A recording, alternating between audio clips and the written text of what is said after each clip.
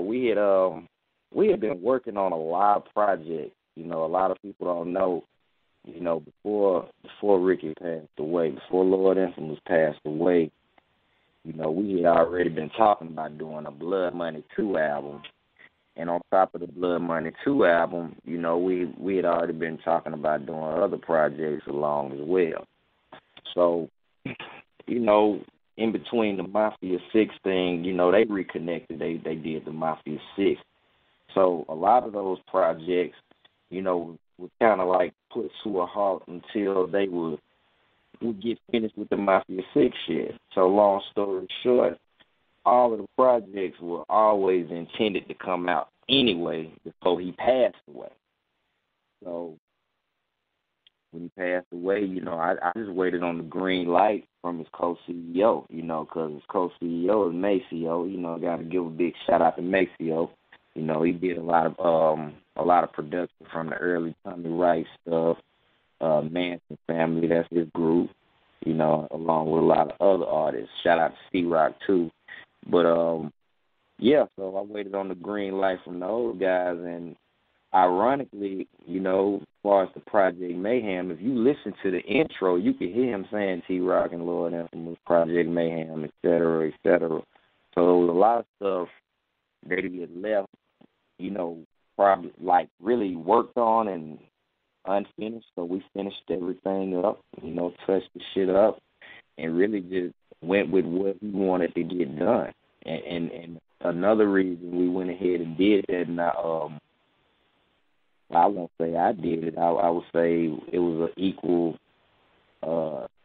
decision to keep those intros and the outros with him saying how he wanted the shit to be done, because I knew this album with me and him would be so controversial because of political reasons. You had certain members of the group getting on a lot of big platforms saying, well, Lord Infamous only dropped like 2 or 3 albums. All the other shit is stuff he hadn't authorized, which was not true, and then that's another reason I wanted to keep those intros the way they were.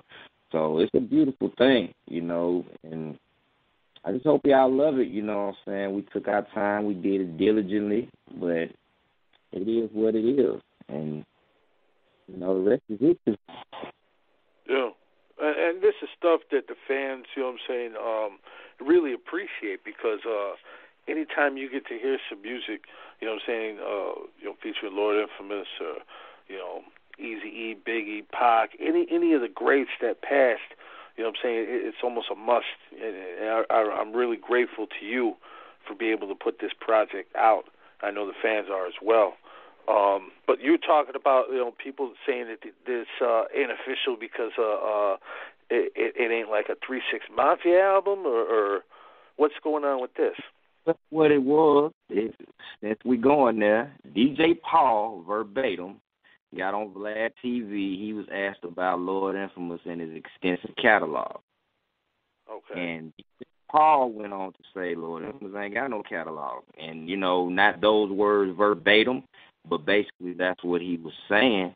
And he went on to say, a lot of these albums were unauthorized and Ricky had nothing to do with them and this, that, and the third. But, again, if you listen to the intro and the outro on Project Mayhem, you hear him say T-Rock, Lord Infamous, Project Mayhem, things of this nature. So, really, we went ahead. I wanted to just hold out on that one, let it be a coup de grace, because I don't have a gripe with DJ Paul. I don't have a gripe with 3-6 Mafia. I really respect the fact they back together. I love what they doing. But I felt like that was a real big shot at his catalog and his solo performance. So, we didn't, bomb on him or no stupid shit like that or that nature, but had to go ahead and just put shit into perspective. And I wanted people to hear it from the horse's mouth, from the man himself, So we didn't rush it. We actually let everything die down. So it wasn't like a gripe saying like, what, we're going to show these guys, Lord, set the shit is up. It wasn't no shit like that. But, basically letting him say it itself and letting the music speak for itself was real big to me. So again, it's no diss towards anybody, but legacy speaks for itself. Well, you remain close with Lord throughout the years. Yeah, exactly. And see, that's what I was telling you. Like right before the Mafia 6 project, we had already been talking about doing these records. Yeah. So I already came in and I've been working with him. You see, we had the Blood Money album. So it wasn't like I just came in like, you know what, I'm finna just rap with Lord Infamous since he passed away. That's not what it was. But what we did was complete tasks. Now, what we were working on, some of the stuff you hear now and some of the stuff, is more recent we had to complete tasks. But, yeah, these were projects that were already in the making. And the old saying, you can't let your left hand know what your right hand doing or vice versa or what the fuck. So I guess you can consider it, a case of something more of that nature, Yeah. But it was always gonna happen, if that makes sense. Absolutely. Yeah. I mean, you've been talking about it for years. I mean, we've had you on this show probably going back to 2012 before Lord passed. So I know this is something that's been in the works for a minute. Rest in peace to Lord Infamous. But going back, for the cats tuning in, they're not too familiar, going back, you started with them when you were real young. How did you initially get with Hypnotize Minds? And when you did, hook up with them, how did you and Lord bond? Well, basically, my cousin T-Love, he was my manager at the time, and MC Mac, they had a good relationship. MC Mac from the Cosby, shout out to MC Mac. And he gave MC Mac my tape, Prosperity Over Poverty. I had a demo tape, Prosperity Over Poverty, and MC Mac had actually put my song at the end of one of his tapes. So that gave me extra exposure in Memphis before I even touched down, and Juicy J heard it. And Juicy J told him I want to sign T-Rock. And basically, MC Mac called me. I still remember that day. Him and T-Love was on three-way. It was back when, long before the internet and stuff of that nature, I was still in high school. And he's like, Juicy said he want to sign you, man. Just like that. You know what I'm saying? And basically, I came down there. I started recording records, I was only like 16 at the time, I wasn't under any contract, everything was more work for hire, just doing my thing. And eventually, they decided they wanted to sign when they got the new deal with relativity and things. Because first I was going to be under Profit Entertainment. But long story short, as far as me and Lord Infamous goes, I really got to connect them with Lord Infamous when we got on the road, like when we began touring more so than the studio in the early days. Because, he was part of 3 C's Mafia, so like 3 C's Mafia thing as opposed to the Profit Posse thing was equal, but we really got to clowning and connecting on the road. So I would say around Hypnotize Camp era, I would say we was homeboys because he called me one day into the back in the studio. We was smoking weed. He was like, "Look, man, here's my number." He's like, "Look, you need to just hit me up." You know what I'm saying? We could just hang out, smoke weed, and just write raps together. We could start coming up with shit together. You know what I'm saying? That's when I knew, all right, okay, we're gonna do some shit sooner or later. So, if history plays it out, we did have a big fallout when I left 3 C's Mafia. But again, when he parted ways with 3 C's Mafia, I was one of the first ones he re-recruited, and that there you have it with the blood money and everything else. Yeah, I would say around 99, in between Hypnotize Camp Posse.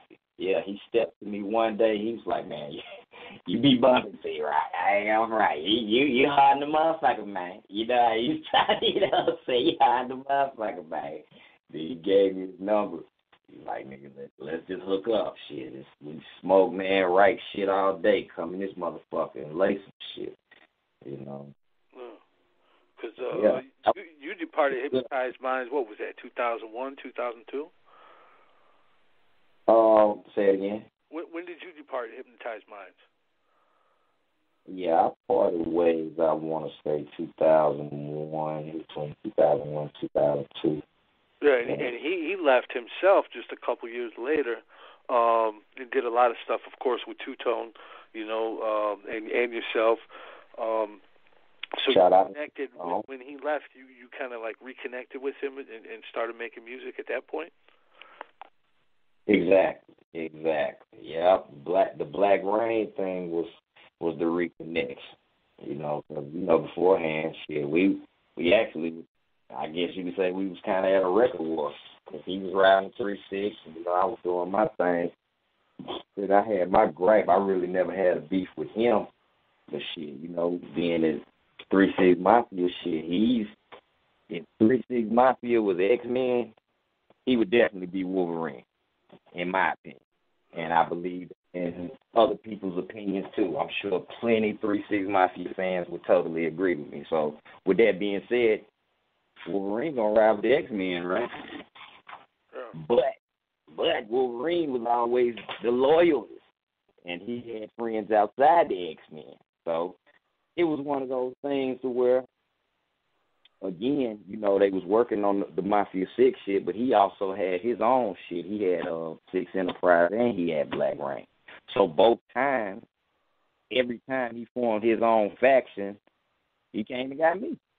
You know, that's just, it's just set in stone and written in history. So it was an honor for me to come back through when Maceo made the call and say, hey, let's finish this shit. You know, because I had already been a part of it, you know, and they was already, reconstructing it. But again, you know, Ricky loved 3-6 Mafia, but shit, Ricky loved his fans. He loved me. He loved Black Rain. He loved Two Tone. He loved Maceo. He loved 6 Enterprise, C-Rock, etc. You know, so it is what it is. It's just one of them things. I think it's just a case of a pyramid of loyalty. If I could say that, you know, some cold shit, some real cold shit. I thought it was real cool, you know. He was like a Bushwick Bill, you know what I'm saying? Everybody loves him. You know, he could go anywhere. Exactly. Yeah, exactly. You know, any hood, any place, you know, it. Put it like this: they gonna salute him before they try to shoot him, you know. Oh, yeah. And he can come with his jewels on. That's the type of honor that brother had, you know. Yeah. What would you say, looking back, what would you say was the biggest thing that you learned from him, you know, when you were younger? The biggest thing, because I learned a lot, you know what I'm saying, negative and positive. One thing about people, you know what I'm saying, and I tell my son this, you know, you can watch what I do. Yeah. But you can learn from my mistakes as well as you can learn from my victories and shit. You know what I'm saying? Shit like that. So I would say, as far as his positive, you know what I'm saying, I would surely say work ethic. You know what I'm saying? The man can rap like fucking. He'll rap all day. You know what I'm saying? He'll make hooks all day. He was making hooks before I knew how to make hooks. Just to be real, I was more so, you know, a bar for bar. I would say a battle rapper. Yeah. You know, and Paul and them used to tell me, Paul and Jay, they would tell me, hey, study how he made hooks, study how Pat made hooks. And, you know, Deucey was a hook master himself, which Paul was too, still is. You know, so, man, that work ethic, them hooks, you know what I'm saying, making those hooks more precise, making your hooks sound different from your raps. You know what I'm saying? I learned a lot of that from him, you know what I'm saying? Not staying in one dimension as far as styles and shit go, you know, things of that nature. Shit, I mean, at the end of the day, I told you, we had conflict as well as we had family orientation. So I still remember during the fight, when we was fighting, you know what this motherfucker was screaming to me? This shit real, nigga. This shit real. I still remember that. I remember that shit vividly. But, you know what I'm saying? This the crazy shit. Look, this the flip side, okay? In the midst of the beef, all right?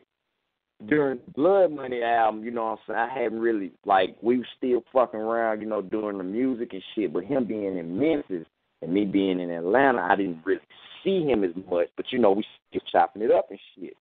So we had reconnected. We had did this show at the House of Blues, but before the House of Blues shit, we had an in-store in the mall. So the man crept behind me. You know, I'm a little nigga, so shit. He done crept behind me and, like, on some wrestling shit and spinning me around like a goddamn kid and shit. Like, what's up, nigga? You know what I'm saying? Like, you know what I'm saying? So just you see the dynamics of the two. If you see what I'm saying, the dynamics of the two situations. But it was like he said, this shit real, nigga, both ways. It can be real on this end, and it can be real on the hate end if you want it like that. It could be real on the love end if you want it like that. You know, and that's another thing I learned from him. So me personally, I still wish, you know what I'm saying, again, we always never pass, but, you know what I'm saying, when I look at him, you know what I'm saying, on that level, when you ask what did I learn from him, I feel like I have a level of that. You know, I'm not him. You know, I ain't been through what Lord Infamous been through. I don't have the accolades that he has. But as far as that positive and negative, well, you can get it. You can get the hate and the love, but either way this shit real, I feel like I'm very, very in tune with that, so I just try to channel it better. You know, and everybody who feel that they kind of possess that, you know, within them, I would say try to do the same shit, just try to channel it better. Especially towards the love, if you can. But there are times in life for both. So it is what it is, you know. Yeah. Is this project kind of your way, too, of paying homage to him? Oh, I mean, every move I make, you know, I would say, yeah. You know what I'm saying? Definitely so. You know, every move we make is out of homage. But not only is it out of homage, it's out of completing work. You know, completing shit. Because this ain't the first time this done happened. You know what I'm saying? Just to be real, you know, every time Ricky called me to do some music when he was alive, I would do it. You know what I'm saying? I still remember it was a time where Ricky had he had a bad car accident. You know what I'm saying? And those who know, they know that time and they know that season. But you know, he also had a deadline. He had a solo album due. You know what I'm saying? And this was when he was alive. So there were soldiers that he called, people who he knew that, you know, look, people, can you feature on this? Can you feature on that? Can you finish this shit? Because he had money to make, you know, and bills to pay like all of us. And I was one of the guys he called back then. You can listen to the music. You know, it's a song with me, Gangsta Boo, and Two Tone, and him on one of those albums, along with a couple of other joints. You know, I can't remember which album that was, but put it like this: damn near every solo album you saw with Lord Infamous name on it, you could see a feature from T-Rock, and that was alive. Oh. You can check that track record. So, with him passing away, what do you think it would be? I'll compare. I'll say this. For those who are in question. You know, motherfuckers be talking about when Tupac passed away, right? And they be talking about, okay, why people be putting Tupac with people he don't fuck with?